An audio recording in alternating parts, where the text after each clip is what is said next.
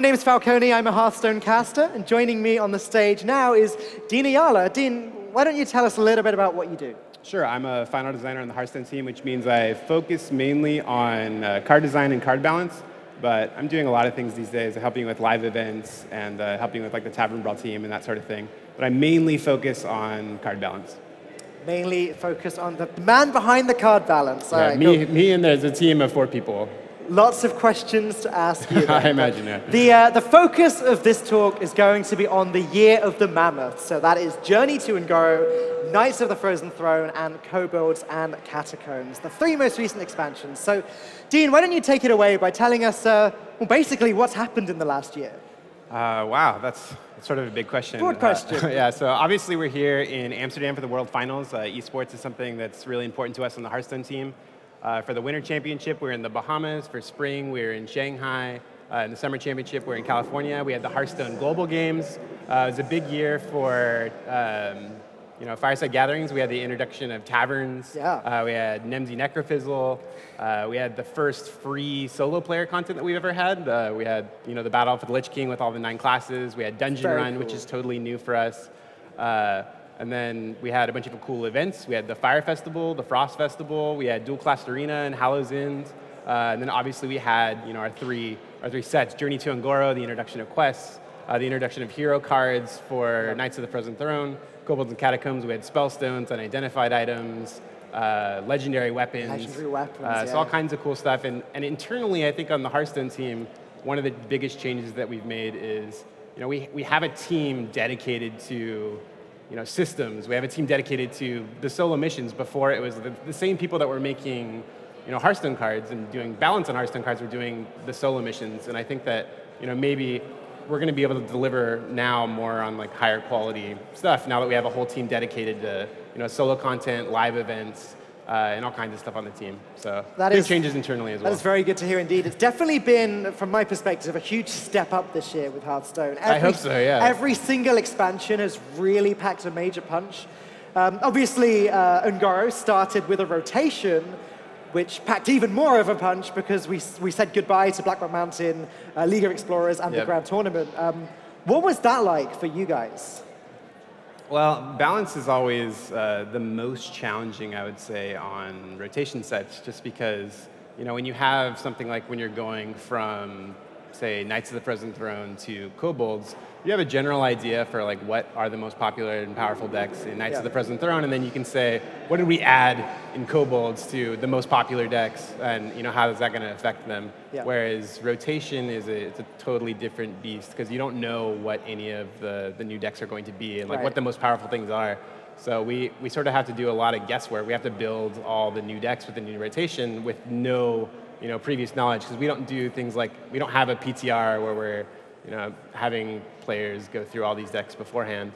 So it's the biggest challenge for sure, and especially with like the introduction of quests and trying to understand how quest decks were going to work in the meta along with a bunch of decks that no one had ever really played before. So where do you even start then? Because that just sounds like such a tough challenge. That the game is about to change so dramatically. What is step number 1 in kind of conceiving the cards and trying to see what the meta might look like? So on Hearthstone, we basically have 2 phases of card design. One of them is initial design, where we go through and we try to determine like what's fun, not necessarily what's balanced and like what is the most powerful deck, but just like what's fun. Is Adapt fun? Are quests fun? Are they fun to play? And then once it gets to final design, then we sort of go through, and we're still trying to figure out what's fun and what's not, but then we're really focused on is this metagame going to be in a place where there's a bunch of different decks fighting each other and not just 2 or 3 decks at the top. Right. I think one of the biggest misconceptions of balance is that we have a tool that allows us to plug in all these cards and then like do a bunch of math and then decide like, okay, these are the 9 decks that are going to be the most powerful. Yeah. Really, it's a group of 4 or 5 people that's just playing a lot every day and doing a lot of playtesting and then basically balancing the game based on feel. Trying to decide like what is powerful and what's not, and hopefully the very powerful things are fun to play, and there's enough room where the most powerful thing is not so powerful that there's nothing that you can play against it. Yeah, it has to be such a tough challenge, because when you think Even the best pro players in Hearthstone take sometimes months to work out what the best new decks in a set are. Sure. Thinking about, for example, Evolve Shaman after Ungaro came out. Like, originally, everyone was playing Elemental Shaman. And like, yeah, this has got to be the new best deck. And then it took a week or two to, oh, maybe this deck's not as strong. And then only a couple months after that did people start playing Doppelgangster Evolve combo. Right. So I can imagine it being very difficult. Sure, and it's not always like you didn't figure out what the most powerful thing was. It's like, oh, obviously Doppelgangster Evolve is the more powerful thing. In a lot of cases, the metagame just shifts in a way where now this thing that wasn't powerful in the past is now powerful because, you know, the best deck is Jade Druid now, or the best deck is Raza Priest now, or the best deck is Q-Block now. Like the kind of decks that become powerful are totally reliant on, you know, what people are playing at any given moment, which makes it, you know, doubly difficult to understand, you know, how to balance things initially, because you don't really know what is going to be popular, because, you know, players are the ones that really decide that. So let's talk a little bit more in depth about Journey to Ungaro. Sure. Let's talk about dinosaurs. Dinosaurs are cool, yeah. Everyone likes dinosaurs, right? Right? Dinosaurs? Yeah? Dinosaurs, all right. So how did you Hearthstoneify the dinosaur? Originally, actually, a bunch of people, myself included, thought that we should have dinosaur as sort of like one of the tags on the menus, like with Elemental. Okay. We ended up going for, we just used them as beasts. Beasts, yeah. But I think that we were able to capture a lot of the dinosaur vibe through, you know, art and sound and that sort of thing, where we didn't need to have like the dinosaur tag necessarily. But I think one of the coolest parts about working on Hearthstone is that we have a really rich universe to pull from that already exists. You know, the Warcraft universe is, I don't know if any of you guys played WoW before, but, you know. WoW fans? Yeah. WoW fans? Yeah, Warcraft is awesome. Like, a lot of people on the Hearthstone team have been playing WoW for, you know, 10, 12 years. So there's a lot to pull from there. And then Ungoro, to us, was just something that we really wanted to, because not only is Dinosaurs like a really cool fantasy just in general, but for those of us that have played WoW and gone to Ungoro, the zone, with all of these dinosaurs and crystals and elementals, and there's the volcano, just going back and trying to capture all of those things it just becomes really important to you, especially when you have people, you know, that are just down the hall that, you know, maybe worked on Ungoro itself, you know, however many years ago. So being able to capture the vibe and flavor of dinosaurs is just, with us, was like one of the more obvious ones. Like, okay, this is going to be cool. It's the dinosaur set. There's volcanoes and elementals and all this kind of stuff. Yeah. So there were obviously a few new mechanics on top of dinosaurs in Journey to Ungaro. There was Adapt, which I guess is heavily linked to dinosaurs. It's something that the dinosaurs are doing. But there's also quests, which I think is the big one of the expansion. Yeah. You started this year doing the thing where instead of doing a lot of neutral legendaries, you'd give each class 2. One would be the quest and the other would be a regular legendary. Right. So how did you start to design the quests? Tell us about that. Sure. So quests are really cool to us because one of our biggest goals when we have a new set, I think sort of obviously, is there needs to be new decks. Yeah. There needs to be new stuff for you to play, and not only does there need to be new cards that go in those decks, but the decks themselves need to be different. You know, it's like you can't just add, you know, if everyone's playing Ramp Druid, you just can't add new cards that are good in Ramp Druid because the new expansion comes out and it feels the same. With quests in particular, they essentially say, build this kind of deck. Yeah. And sometimes there's a lot of wiggle room in the kind of deck that you build depending on the quest. But essentially it says like build, you know, this type of deck, build Taunt Warrior, essentially. And, you know, that deck didn't exist before. So we can make a lot of these quests say, build this type of deck that people aren't playing right now, that is different. So just by nature, if you're playing a quest deck, you're playing a deck that feels new and different. Right. Which not only is it like it's a cool fantasy, it's like you're completing a quest and then you get an awesome reward. So it's cool on the top level fantasy-wise, but it also accomplishes these like background goals that we have of making Hearthstone fun and interesting when a new expansion comes out. And one of my personal favorite things about quests as well is how they can sort of evolve over time. Yeah. So like, for example, when Knights of the Frozen Throne came out, the Lich King is a taunt. The Lich King fits nicely in Taunt Warrior. Yep. Maybe there'll be enough discard cards to make Quest Warlock work someday. Maybe there won't. Like, we can kind of experiment as we go along, and I think that's a very cool thing. Yeah, being able to add tools, like in Cobalt and Catacombs, we added Cursed Disciple, which is pretty good for the Quest Druid. Yeah. And we have next rotation is going to come, and Un'Goro is still going to be there. Yeah. So we're going to be able to add tools over time to all of these quests, really. So I mean, maybe there'll be like Quest Druid is, a deck that basically no one played at the launch of Un'Goro, but has since then, started to see a little bit of play, and then maybe 2 expansions from now, like Quest Druid will be a deck that is, the most popular deck. And the same goes for, obviously, Quest Rogue was really popular at launch, and then it saw a nerf, and it wasn't as popular, but now it's starting to see like a very slight resurgence. Sonya's pretty good. Yeah, Sonya is very good. So just being able to add tools like that and just have this kind of deck that you can always go back to and add tools for is really cool. Yeah. So was there anything in Un'Goro that maybe didn't feel quite as successful for you guys? Any particularly rough challenges? I would say that Un'Goro was really successful to me personally. I think that we went through a lot of different challenges with Adapt, trying to figure out, because Dinosaurs were really cool fantasy, but we weren't really sure how to link Dinosaurs with the mechanics of the set. Okay.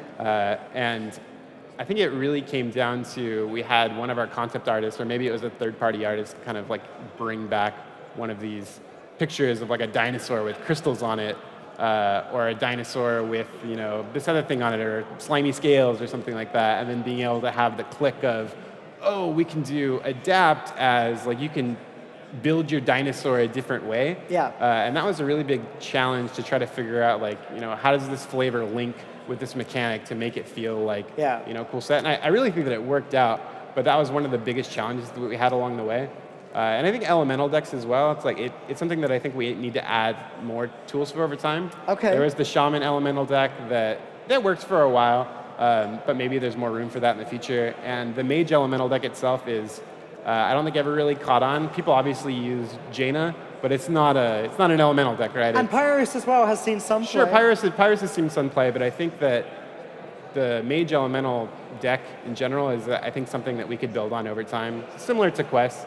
So I mean, maybe there's some room there to do more in the future. That's exciting. I can't wait to see that. So I guess the last question about Un'Goro, what's your favorite card?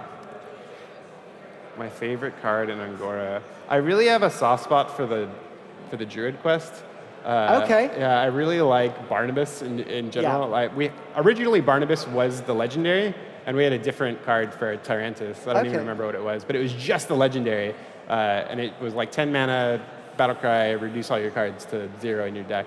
And it honestly was really close, and we liked that card so much, and we didn't really like the quest reward that we had at the time, that we ended up just putting Barnabas as the quest reward and reducing its mana cost. Sure. But the deck itself is really interesting. Like, you would have cards like Cold Light and a bunch of draw, so you would eventually get to Barnabas, and then you draw a bunch of cards, and then Swarm board after that. And also, like, being able to add cards like Cursed Disciple, like I was talking about before. In the future, in future playtesting and like cards that you guys haven't seen yet, there's a bunch of cool Quest Druid stuff that we're continuing to do and more tools that we're adding. And it's not really a secret. We're adding tools, for all the quests and a bunch of different decks. But I guess I would say Quest Druid is like my favorite, kind of deck to play. Awesome. Just inspire something new. It's definitely a lot of fun. Again, as you said, now with the new tools that have been added, there's a lot you can do with it. Cursed Disciple, Malagos, all of the 0 mana big cards. That can be quite interesting. I guess it's more of like a fantasy thing too, just like having all these big guys. Like there's different. And Ixalit as well is another. Yeah. There's different cards that I like for different reasons. I think that's one more of a flavor one, where there's other cards that I really like for mechanical reasons, because they make you think in an interesting way or whatever. Like Sylvanas is one of my favorite cards, just because it makes you think a lot. I think one of my favorite cards from the set was Volcanosaur. Yeah. Solely because it came out a day early, and there was just this like 1 or 2 day meta where everyone just stuck Volcanosaur in the deck. Brand Volcanosaur is like pretty good, right? It's like a mini Paladin. I was playing it in Miracle Road because you can Cold Blood it with the Wind Fury, you can conceal, like you can kind of get an extra adapt on your own. Yeah. It's a lot of fun. All right, well let's move on. Sure. To I think my favorite expansion so far in Hearthstone, at least flavor-wise. Who likes Death Knights? Yeah? A huge one with World of Warcraft. Back when I used to play, it was when Wrath of the Lich King just came out. And I loved the Icecrown Citadel stuff and all of that. So I really enjoyed seeing Death Knights added to Hearthstone. Awesome. how did you decide how to do that? Because obviously a lot of people would have expected a class. Yeah. What you did, I think, is better, but how did you get there?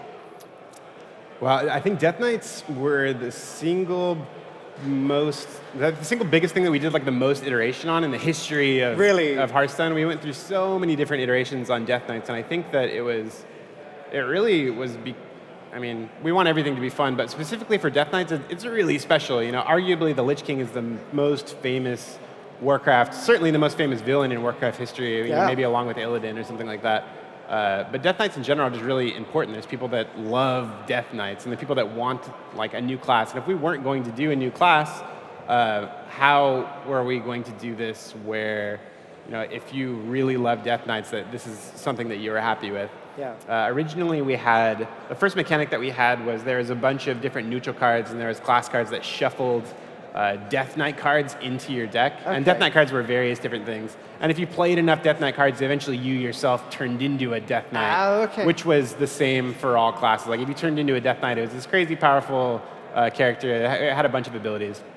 But the problem with that was, you know, of course everyone wants to play to be a Death Knight, of course, right? So all the decks shuffled Death Knight cards in, and then everyone was, it's kind of like if everyone played Major Domo or something like that, and then just everyone turned into Ragnaros. It's really cool to think about, but when everyone is Ragnaros, or if you thought everyone is Jaina at the end of the game, it'd be kind of lame, like everyone's doing the same thing. Yeah. And that was one of the biggest problems for that. We also didn't originally have armor on the cards, like you didn't get 5 armor, which might not seem like a big deal, but I think visually, just looking at the cards and the fact that they do something like consistent when you play them helps to set those cards apart from basically everything else. So you have, you have these hero cards and they do a special thing, and they're kind of like spells, but they feel different. They feel like, more powerful, and so I think the armor was really important too for us to add on. But just in general, just like the idea of having a battle cry and a permanent effect on the hero power was, we really hoped that that felt different enough from a spell. And I think after a lot of playtesting, it ended up working out. But we went through a ton of different iteration on it. I think we're pretty happy with where it ended up. Well, again, lore-wise, it worked out perfectly, right? Yeah. Because for anyone that hasn't played World of Warcraft, the way that you become a Death Knight is you get a character to level, I think it was 68, something like that. And then you started like 55 or something. 55 like maybe. And then lore-wise, your character dies and then becomes a Death Knight and works for the Lich King and then has to escape. And yeah, the whole story of the single-player content, I think, worked out really well. And that's the other thing, the single-player content, particularly the prologue for me. Like when I first played it, just started laughing. Yeah, when you become, Uther, where are you? It was because it was just such a twist and just felt so good to play. How did you come up with that? Well, I think it'd be silly for me to sort of like go into exactly how they thought of that, because for Knights of the Frozen Throne is really the first time we've ever had our new missions team. Okay. That was like led by Dave Kosak. So beforehand we had done everything through the card design team, also did all the missions, but for Knights of the Frozen Throne it was really the first time our mission team came online and was able to be totally separate from card design and really just make the best solo content that they could. Yeah. And really they only started probably 3/4 of the way in to Knights of the Frozen Throne for that solo content, and they added all the all the special like interactions between different cards and the Lich King themselves. Dave Kosak, who's the lead of our solo content team, used to basically, I think he was the lead narrative director on World of Warcraft. So I mean, he was the one making up all of these stories for Warcraft in the first place, and now he's on Hearthstone doing the same thing. So he's really, really good at it, and there's some really talented people on that team as well. So makes sense how you got it so good there. Right, and Dungeon Run was kind of like their first 100% effort onto solo content, which I think shows as well. So the solo content is something that obviously we used to see a lot with adventures, but because we've moved on to everything being an expansion, ever since Knights of the Frozen Throne and moving on forever, is that right? Yeah. We're going to get free solo content with every expansion, which is awesome. Yeah, it's really cool. Beating the Death Knight 9 times unlocks you Uther. Really, really feels incredible just to have that option there. Obviously, Dungeon Run came later. We'll talk about that in a bit. Also, with Knights of the Frozen Throne, or around Knights of the Frozen Throne, we got that awesome Hearth is Home animated short. Oh, yeah, it was really, really cool. It was like a surprise to me, too, the first time I saw like the Really? Well, not like the finished version, but like the initial version. I was like, oh wow, we're doing a 3D cinematic, and I think it turned out really cool. It's so cool. Like, I remember seeing it for the first time at Gamescom, and I'll be quite honest, I was singing it on my way here, like getting myself in the Hearthstone mood, you know. Very, very cool. So lastly, were there any other challenges involved in Knights of the Frozen Throne? Aside from Death Knights, there was also lifesteal, obviously, as a new mechanic.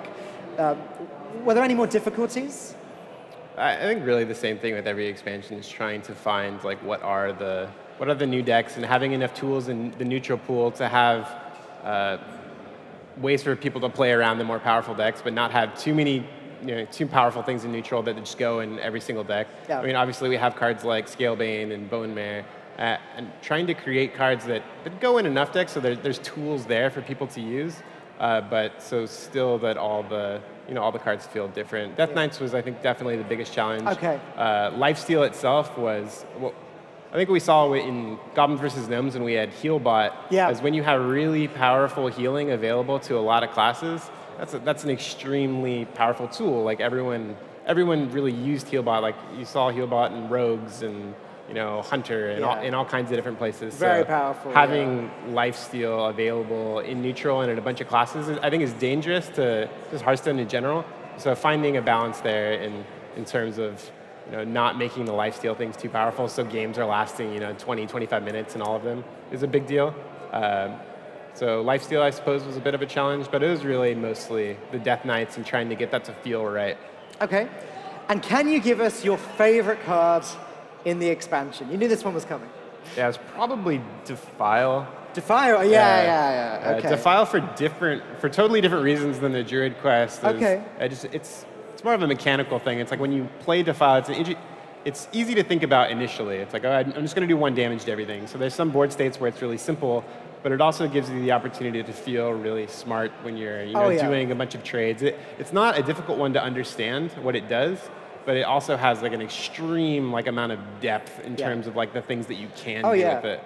So I think for all of those reasons, like Defile, it's really simple with a lot of depth. And if you can do that on any card, I think those are always going to be my favorite ones. I think I have to agree with you, actually. Defile is my favorite card as well. Yeah, Defile's awesome. From the competitive standpoint, it feels like such a high skill cap card. Even more recently, because Control Warlock has just become a really popular deck, we've seen a lot more Defile being played. And we've also seen a lot of bad Defiles being played in competitive Hearthstone. And it just goes to show it's not an easy card to use. Yeah, Defile is like the perfect example of like what Hearthstone basically should be in general. It's like the thing that we strive for in really all of our games at Blizzard is something that's really easy to learn and use, but with so much depth to it, it takes a really long time to figure out how to master it. And really, that's what we strive for in almost all of our cards. I also really like Dead Man's Hand. Yeah, Dead Man's Hand is great for the same reason. It's such a high skill cap card. There was the Giants Control Warrior, Giants Fatigue Warrior that was going around for a little while.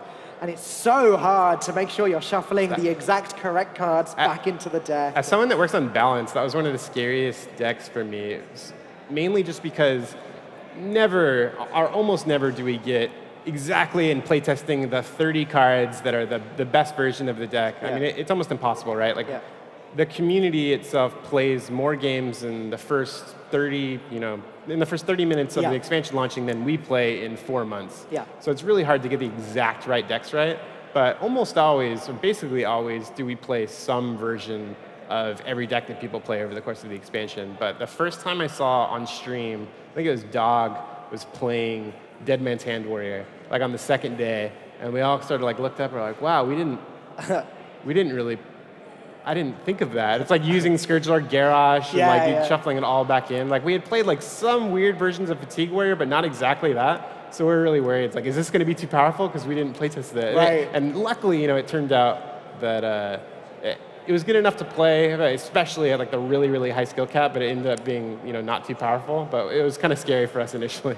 Thankfully, we've not seen any Dead Man's Hand mirror matches in tournaments, which end in a tie and then go again and then end in a tie. Yeah, I've seen that before, but luckily not here. Not in the Hearthstone Championship Tour. That would be a problem. So that's about it for Knights of the Frozen Throne. Obviously, another thing that came with that expansion was the the new way that card packs are done, which is, I think, another very exciting thing for all fans of the game. In your first 10 packs of an expansion, you will always get a legendary card. You'd get a Death Knight for free as well, and a legendary weapon for free awesome. in Kobolds and Catacombs. And you can no longer get duplicate legendaries in a pack. Duplicate legendaries is one of like the biggest I think, feel bad moments. So it's like, I already have him at Nezingway for like the 4th time or whatever. So being able to not have that happen anymore is just, I don't know. It's awesome for me personally, and also for for everybody else. And these all felt like such great changes. And Dungeon Run also felt like a great change. Do we have any Dungeon Run fans here today? One of the best things about Dungeon Run for me was just how it even encouraged its own little competition. There was the Twitch challenge. There was everyone trying to do all of the classes in as few attempts as possible. I got involved. And it just felt so different to play. What can you tell us about Dungeon Run? So Dungeon Run is something that we've been wanting to do for a really long time, just trying to figure out how to do it. Like the idea of building a deck over time and going through a dungeon-like adventure, like trying to defeating bosses and improving your deck over time, and then sort of wiping it clean and doing the same thing over again. The idea of replayable solo player content was something that we wanted to do for since the first adventure, really. So figuring out a way to do that, and Kobolds and Catacombs just felt like the right time, because I think the inspiration for Kobolds and Catacombs to some people was pen and paper RPGs going back to however long ago. But for me, I didn't really do that, but I did play a lot of MMOs and WoW and EverQuest and those kind of games. And the idea of just going into a dungeon and getting loot, and then going into a harder dungeon and getting better loot. And so the idea of having a solo player content that captures that vibe, where you go in, you play, and it can be a 30, 45-minute experience, and then you can do it again, and you do it again, and do it again, and it feels different and fun. That's the idea that we were trying to capture, and I think that they really did a phenomenal job trying to figure out how to do that. Yeah, I have a lot of friends that don't play Hearthstone, but they saw Dungeon Run existed, and they suddenly were spending hours in the game again, just because it was so much fun. It was so different, and again, absolutely free. The environment is really cool too, just because at its core, Hearthstone is a PvP 1v1 game, and to a lot of people, that's not the kind of game that they really like to play, and they might like to play it if they felt really comfortable and they felt like they knew the game. And when you have an experience like Dungeon Run, and you can go in and you play against the computer, and you get to learn some of the cards, and you get to feel better about understanding Hearthstone and understanding what's going on in the game, because I'm either new or I've been away for a while. Having that sort of experience and being able to learn in sort of a no pressure environment is really big upside for those people and us and basically everybody. Yeah, Dungeon Run particularly cool. Just makes me even more excited to see what comes next in these single player content. I played a lot of Dungeon Run pre-release and a lot post-release as well. Yeah. I've got to admit, Togwoggle, not my favorite person. Ended my Dungeon Run many times. Yeah, I think for me is Candlebeard. Boss 7 Candlebeard has ended more of my runs than anybody. Yeah. But let's talk a little bit about the cards and the mechanics. You mentioned earlier Spellstones, unidentified objects, and of course, the big one for this expansion is the legendary weapons. So what made you decide to add legendary weapons to the game? It was one of the easier ones. I mean, a lot of times that we argue about hey, how should we do this? How should we do Cthulhu and N'Zoth and the old guys? Do they all have to be 10 mana, or can they be different, or should we only do one of them? And for Death Knights, there's all kinds of different arguments on how should we do them. But for legendary weapons, it's okay, we're doing the dungeon set with loot. When you go, I don't know, if you go into a dungeon and you want loot, you're hoping for your two-handed axe, or your sword, or your staff, or you want your weapon. It's you're the core piece of your character, no matter kind of what game that you're playing. So the idea of should we do legendary weapons in the loot set? I think the answer was just kind of a resounding, yes, of course we should. It was just a matter of, do legendary weapons work way differently than any weapon you've seen before, or are they just an exciting version of the kind of weapons that we already have? We went for the latter just because we felt like if we can do really exciting designs without completely changing what weapons are, I think that's usually the better path to go. So that's what we opted for. One of my biggest concerns when I first saw the announcement was, oh boy, we're just going to see oozes in every deck, and it's not going to be fun. Obviously, that didn't happen. You completely avoided that. But was that a challenge that you thought about, like as you developed? Of course, yeah. We actually thought about changing Harrison pre-release. Really? Okay. Yeah, it was a consideration we had because, like, obviously that's your thought. It's like, oh, you have these legendary weapons. What happens if everyone just has Harrison and Ooze in their deck, and then no one really gets to play with them, and there's too much counterplay, or the counterplay is too easy? It's kind of like, you know, we also had the same thought as like, if you introduce secrets to Rogue and people play them, like, what if everyone, you know, just plays like, you know, Eater secrets or whatever, and like Wild, or, but just having the idea of, you know, we're going to make all these really cool things. Is the counterplay too easy to where everyone is just going to play this? I think, like, going back in time, Flare used to be 1 mana, and it was good enough on its own to where you just put it in every deck. But if you happened to play a secret deck against it, then you sort of got blown out. It wasn't like you made a huge effort to put in this card so you could beat secret decks. It just kind of happened naturally, which is not really the direction that we would like. You know, there should be a sacrifice if you want to beat this deck. And as it turns out, even after a lot of playtesting, having, you know, double Ooze and Harrison in your deck is a really big sacrifice. Like, people just don't put those cards in their deck and, you know, hope to sideswipe, you know, some weapon. I think, you know, if Q-Block becomes much more popular, then like having cards like Harrison and Ooze, I think is good. You know, being able to take out Skull the Minari on turn 5 is that's a really, like, that's one of the ways that you can totally beat Q-Block. But I don't think that deck is popular enough right now for that really to happen. So I think if you're really frustrated that you're losing to weapons, those tools are there. But it didn't turn out to where that was a big. We didn't think that was the right move in playtesting, and on live, it turns out that players don't think that either. Well, it worked out very nicely. Yes, yeah, thankfully. Now, another mechanic that I particularly like are the spellstones. I feel like they're also like quite high skill cap, because you need to sometimes work out how long to hold on to the cards before you play them. Is it worth playing this Druid Spellstone for 4 damage, or should I wait, gain some armor, use it for 6? Yeah. How did you come up with that mechanic? The idea of, I guess, Spellstones, it's not exactly like the biggest flavor hit, but it's like having these like mysterious items in the dungeon we felt like was a cool flavor hit. But also, there's sort of like miniature quests. Quests worked out so well for us in terms of being able to introduce, you know, hey, here's a new way for you to do this thing. And I think for Spellstones in general, we also went along the same direction of, you know, if Paladin is, you know, all about healing, or they were all about healing, then maybe we wouldn't have made like a healing-oriented Spellstone. But I think like having different ways to basically set you up in a position where, hey, I wasn't doing this thing in the past, but maybe I'm doing it now. It's like maybe you have more cards in your deck that, you know, hurt your hero if the Warlock Spellstone is really, really good. And in the future, it also gives us room to say, like, hey, maybe we'll include more healing in Paladin, or maybe we'll, you know, make more ways to damage yourself in Warlock. Or more likely, the Warlock Spellstone's already really good, so maybe we don't give the Warlock Spellstone more tools, but we add more tools to other, you know, classes so they can utilize their Spellstones. So they're sort of like, they have a lot of the same benefits of quests that we had just talked about. And like you said, there's a lot of cool in-game gameplay where it's like, how long do I hold onto this thing to get value from it or not? Yeah. So all of those things are cool. Yeah, again, worked out very nicely. Yeah. It's just a cool mechanic. Is there anything else from the set that you particularly like? Any other cards, any other combination of cards? Maybe that you enjoyed designing or that went through some changes? Sure.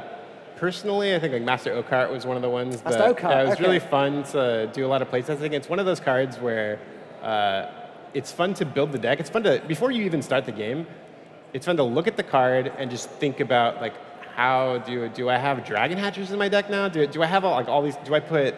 Okay, so the warrior has Tarlord. Tarlord, yeah, right? Or Tarlord, yeah. So should I put that in my deck? Like, is there a Master Oakheart Tarlord deck? Like, I don't know. You know, maybe there's not, but it's fun to think about. I tried it. Yeah, so it's fun to think about before the game even starts, and then once you actually land the Dragon Hatcher into, you know, Ysera combo, like it's fun to finally get that off, and then you want to try it in a bunch of different classes. But it's also not a card that just goes in every deck. It's not overly powerful to where, it's dominating the meta game. It's just really fun to think about, and I think it's really fun to land the combo on people, like when you actually do make it work. It feels really smart, I guess. It's like, oh, the thing that I built my deck for that not everyone else is doing, that you get to do, which is always like a fun moment. So I guess Master Oak card is one of my favorite cards in the set. And I guess Spellstones. I mean, we had just talked about them, but Spellstones are probably like my favorite like mini mechanic, just because they're a lot like quests. They inspire you to do a new thing, which personally I think is what makes Hearthstone the most fun, is when you're queuing up on ladder, wherever it is, and you're running into decks that are different. Like, that's the whole goal. It's like, are there fun decks and are there different decks? And if there's not, then that's when we make changes. One of my favorite cards from the latest expansion is actually the Carnivorous Cube, because solely because it just flew under the radar for me. Like, I think it was the Australia Major. Some people started playing it. I think Eloise was one of the players that was playing it behind the scenes and just trying it out. And then suddenly everyone's got Cube in their Warlock. And to me, it was sort of like Moat Lurker. I just thought, oh, it's probably not going to see play. And then this is happening. Yeah. It's incredible. Did you see this coming?